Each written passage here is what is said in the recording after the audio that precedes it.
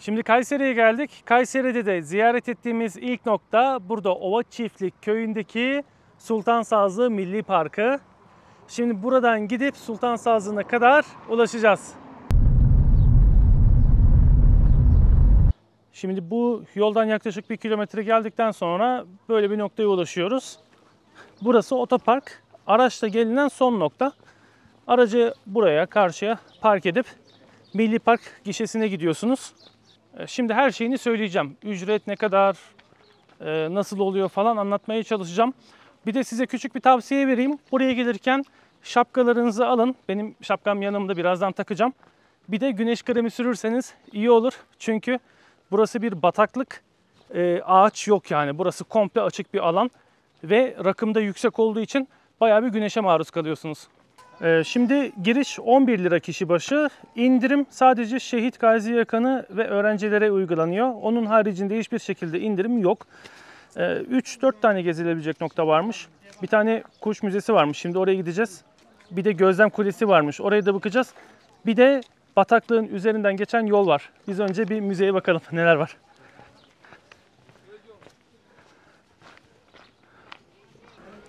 Hem Milli Park'ın tanıtım merkezi hem de kuş müzesi.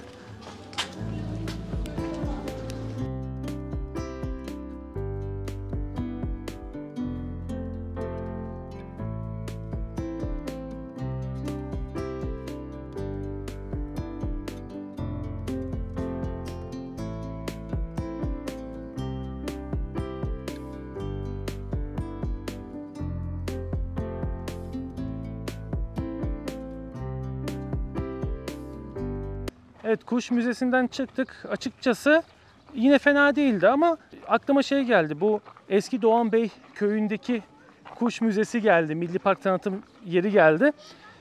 Orası çok çok daha iyiydi mesela. Orada gerçek kuşlar vardı. İşte yunus balığının kemiği vardı. Şimdi diyeceksiniz ki gerçek kuşu öldürüp donduruyorlar mı? Hayır, öyle olmuyor. Ya ölen kuşu buluyorlar veya kaçak avcılardan ele geçirilen kuşları bulup onları sergiliyorlar. Ve çok daha güzel, çok daha orijinal bir sergi oluyor. Evet. Ama burada öyle bir sergi yoktu. Sazlıklar güzel. Bir de dikkatinizi çekmiştir. Her yer sazlık. Bakın şu çatılar. Olduğu gibi saz. İşte buradaki çatılar olsun, içerideki süslemeler olsun, her yer saz. Şimdi burada bir kuş gözlem noktası var. Oraya gideceğiz. Bakalım oradan manzara nasıl? Güzel de bir yol yapmışlar. Yol kenarlarından bile sazlık çıkmış. Aslında burası bir bataklık. Dev gibi bir bataklık. Arkadaşlar bir de burada önemli bir hatırlatma yapmak istiyorum. Burada drone kaldırmayın. Bakın benim drone'um var ama ben yine burada kaldırmıyorum. Tamam, drone kaldırırsanız güzel bir manzara olur ama arkadaşlar dronelar kuşları çok korkutuyor. Gerçekten çıkardığı sesle, hareketiyle, havadaki görüntüsüyle bütün kuşları tedirgin ediyor. Hepsini huzursuz ediyor. Lütfen yapmayalım. Bakın ben de yapmıyorum. Destek olayım şuna. Bir şey var mı? Böyle gözüküyor. Pek bir şey belli olmuyor. Neyse. Zeynep eşim biraz Nikon diyorum ya. Türbünden baka dursun. Ben de biraz buralar anlatayım. Bakın karşıda gördüğümüz dağ 3917 metre yüksekliğiyle ülkemizin 5. en yüksek dağı. Birincisi biliyorsunuz Ağrı Dağı, ikincisi Cilo Dağı, üçüncüsü Süphan Dağı, dördüncüsü hangisiydi? Kaçkar. Kaçkar Dağı, evet. Dördüncüsü Kaçkar Dağı ve beşincisi de Erciyes Dağı. Bu görmüş olduğumuz dağ. Şimdi biraz coğrafyaya bakalım. Gördüğünüz gibi bir çanağın ortasındayız.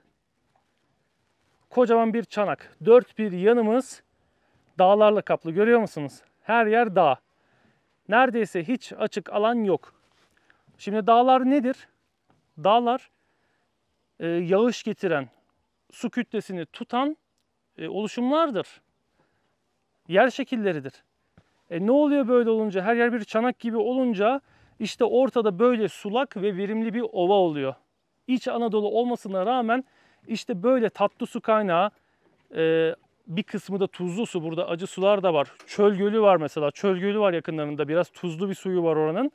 Tuzlaları var. Böyle mineralli, tatlı, karışık su kaynaklarının olduğu bir düzlük oluyor. Ova oluyor. İşte Sultan Sazlığı da 39.000 hektarlık alanıyla dev gibi bir bataklık, su kaynağı, su havzası, müthiş bir şey. Aynı zamanda suyun olduğu yerde ne oluyor? Hayat oluyor işte. Bakın karşıda bir beyaz bir kuş. Kuşlar bu gibi sazlıklar sayesinde yırtıcılardan saklanabiliyorlar, üreyebiliyorlar.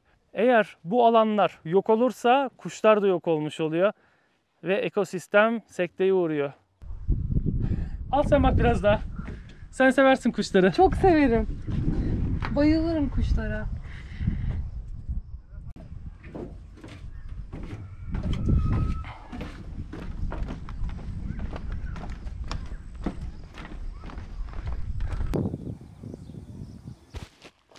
İşte Sultan Sazlığı'nın bereketi. Sazlıklar.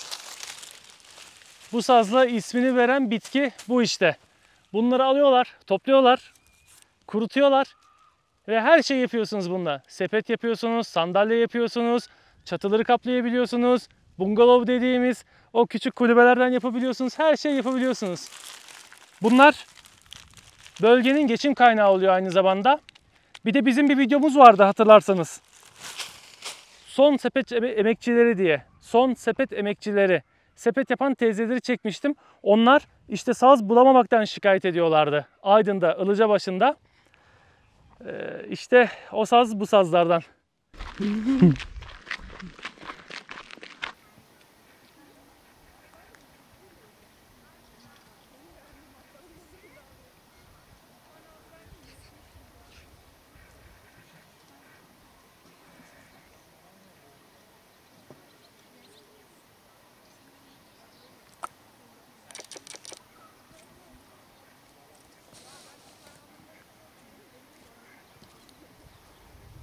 Böyle bir platformun üzerinden gidiyoruz şimdi.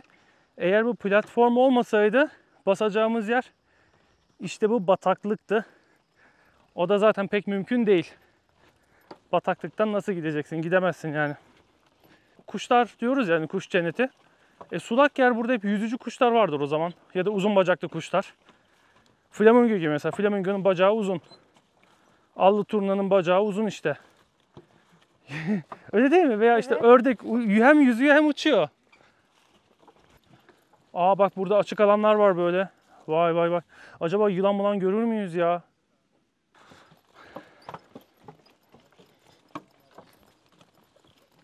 Şimdi şu dikkatimizi çekti. Burasının suyu kıpkırmızı. Baya kıpkırmızı suyu var. Bir de siz olun. Burada telefonunuza mukayyet olun. Aradan düştüğü zaman şuraya, yani işiniz çok zor. İmkansız değil bence almak ama işiniz çok zor. En iyisi telefonunuzu çantanızdan, cebinizden çıkarmayın.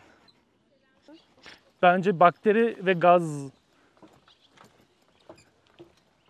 Bakar mısın? Kuşlar aşkım, şunlara bak.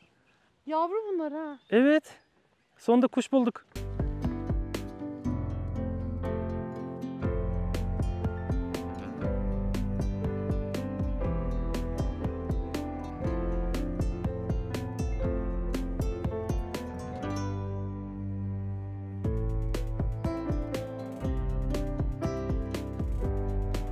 Bataklıklar, sazlıklar benim için çok gizemli yerler.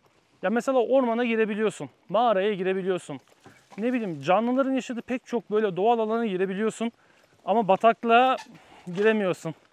Hadi geç bakayım şu sazlıkların arasından. Şu bataklığa gir bakalım. Girebilecek misin? Ya tamam, araştırmacılar girebiliyor ama hani bizim gibi böyle normal gezginler için diyeyim, artık biz giremiyoruz yani. Çok uğraş gerektiriyor. Zaten bataklıklar insanlar için her zaman gizemli ve tehlikeli yerler olmuş. Mesela efsaneler türetilmiş.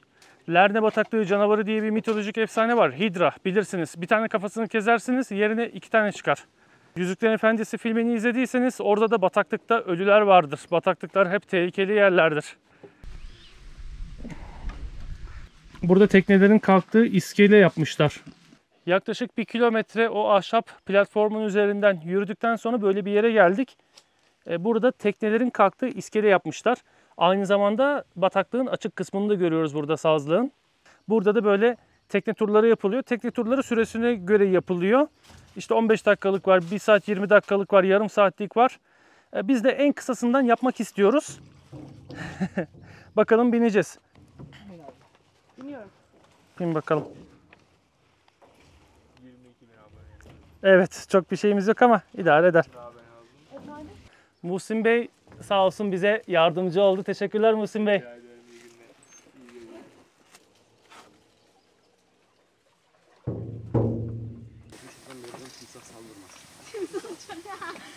Hani gerçekten.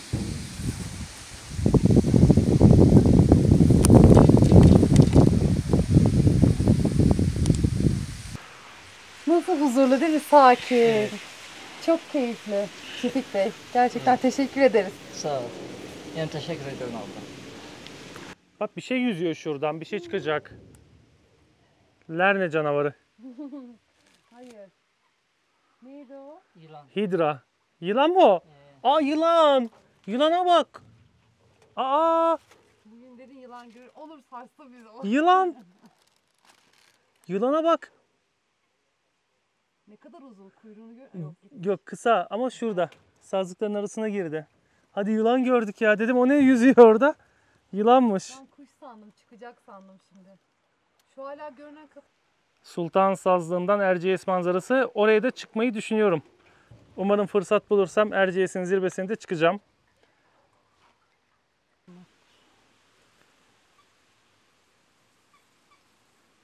Bir ördek sesi geliyor. Vik vik.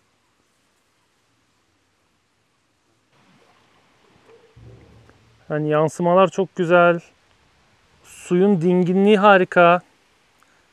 Çok sakin, sessiz bir ortam. Yani buraya geliyorsunuz, dinleniyorsunuz.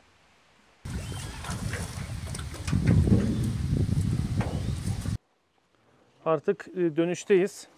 Yine sazlıkların arasından geri dönüyoruz aynı sazlıklardan.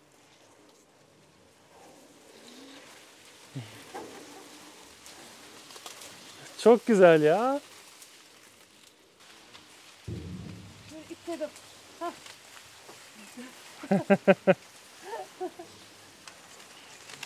Ya bizim film gibi bir yer ya. Teşekkürler Şefik Bey. Şimdi tekne turunun sonuna geldik. Biz çok mutlu olduk. Güzel böyle sakin, dingin bir tekne turuydu. Fiyatları dediğim gibi orta halliydi. Yüksek diyemem, çok da düşük diyemem. Orta halliydi. Milli Park'ın giriş ücreti ise uygundu. Bak onun güzel olduğunu söyleyebilirim. Çünkü Milli Park'ı devlet işletiyor. Özel şirket işletmiyor. Devlet işlettiği için fiyatlar gayet uygundu. Şimdi hani bu tekne turuna orta halli diyorum ama şimdi şöyle bir şey yaşamıştık. Bundan 6 sene önce Kapadokya'da balon turu yapmıştık. O zaman da demiştim ki balon turunun fiyatları yüksek de değil, ucuz da değil, orta halli bir şey demiştim. Ama şimdi balon turu yapmak aşırı yüksek bir fiyat istiyor. Yani euro ile direkt 200-300 euro arası para istiyorlar. Şimdi gitsek imkansız yani yapamayız balon turunu. Umarım bunun sonu da balon turu gibi olmaz. Buna da diyorum orta halli bir fiyatı var. Umarım bunun sonu öyle olmaz. Evet, Sultan Sazlı gezimizi burada bitiriyoruz. Umarım sizler için güzel bir deneyim olmuştur. Bizim için çok güzel oldu çünkü. Bir sonraki videoda buluşmak dileğiyle diyelim.